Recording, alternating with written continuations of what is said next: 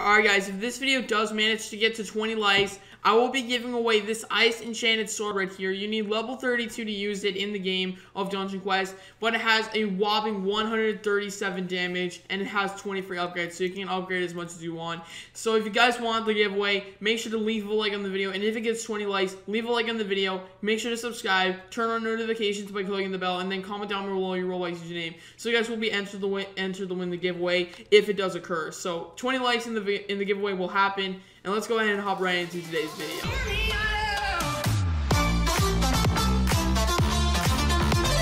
What is up guys, it is Nick here. Welcome back to another Dungeon Quest video, and in today's video I'm going to be showing you guys some pro tips on how to be the best player you can on this game, and just how to grind, how to be better in a lot of things.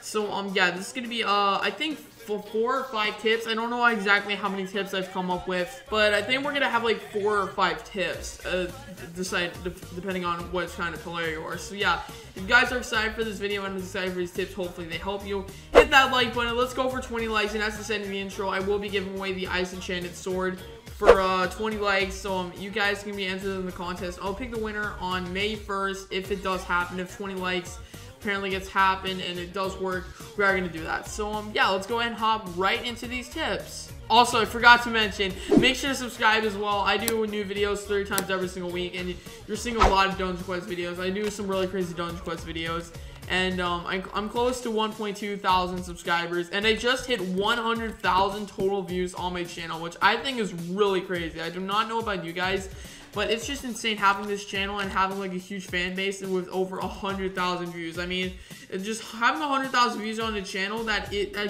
started in 2018, a year where very little channels like Surreal Entertainment blew up. That's honestly insane. I don't know about you guys, but I would like to thank you all so much for that achievement. And let's go ahead and fully hop into these tips. Alright guys, so the first tip is a little bit pointless, but if you're trying to solo something and don't want anyone to join you on your private server, I just said what it is, but anyways, once you create a dungeon, there's this button right here which says private lobby. If you click it, for instance, I'm not going to start it, but you can actually do this by yourself. And if you want your friends to join, you can click anyone out of the friend list who you have on your friend list, out of this list, out of the white list. So I'm not going to start this first. I'm just too much of a pro to do this, so I'm going to just leave. And oh, this guy's actually pretty nice. I actually want to do this, but unfortunately, oh my gosh, this guy's a private lobby and that guy's going insane. I don't know about you guys, but that's insane. This next tip is actually if you are a tank or a warrior one, this actually is pretty useful. So instead of using 2 of different powers, I recommend that you use 2 of the same powers. So you can do double the damage. I know double the damage can actually be done with other moves like this one, like Invinerate, for like you get 100% more damage on your magic attacks, or Battle Shout where you get 100% more on your melee attacks. However, it's a little bit more powerful if you use it twice, and you can actually defeat more enemies, as you see when I solo the winner outpost later in this video. So keep watching, because there are 3 more tips in this video that I think you may find interesting.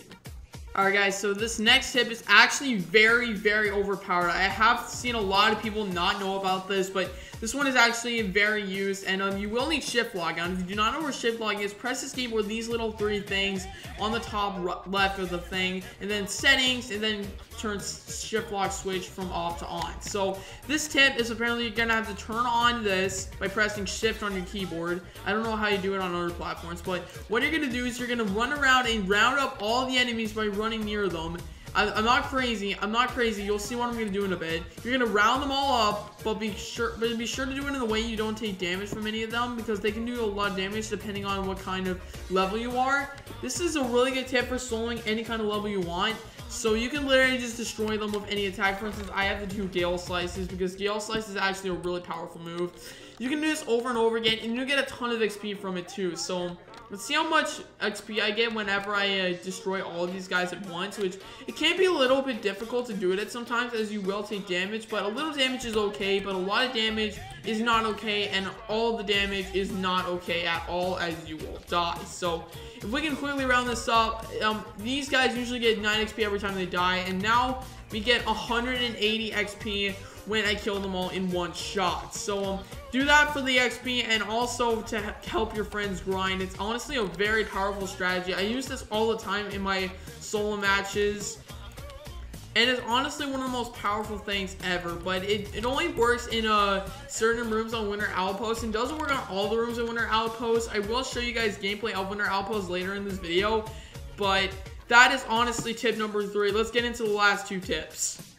Alright guys, so the 4th and second to final tip of this video is actually pretty obvious. A lot of people overshoot this and do not know how this works.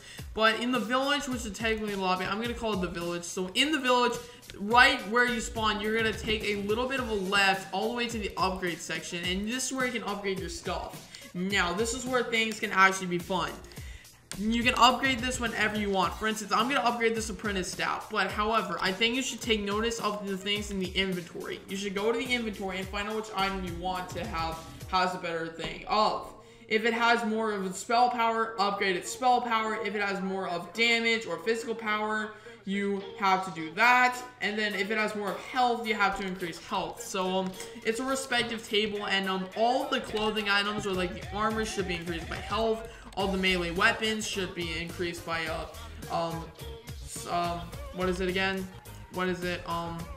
Physical damage, and all the staves and all the spell swords and all the spell blades and stuff should be upgraded by physical damage. Spell damage. Okay, I messed up. And the final tip I have for this video, this is tip number 5. The final tip of this video is know where you're going before you attack. So if you would like to be rounding up all the enemies, I recommend you do it in like the areas that are like huge, and like areas like this area in Frozen, Frosty Outpost, Frost Outpost, Winter Outpost. I'm messing up. If you have to like do areas like in Winter Outpost, you have to like get all the you have to kill all the tight enemies in like one bunch, get them all to follow you, and then strike it like the time that you know will get them all killed. You shouldn't round up. You should round a few of them up, but not all of them up, because you'll likely die if you round all of them up. I think you go in this for the 1st, 2nd, and 3rd areas, except for half of the 4th area.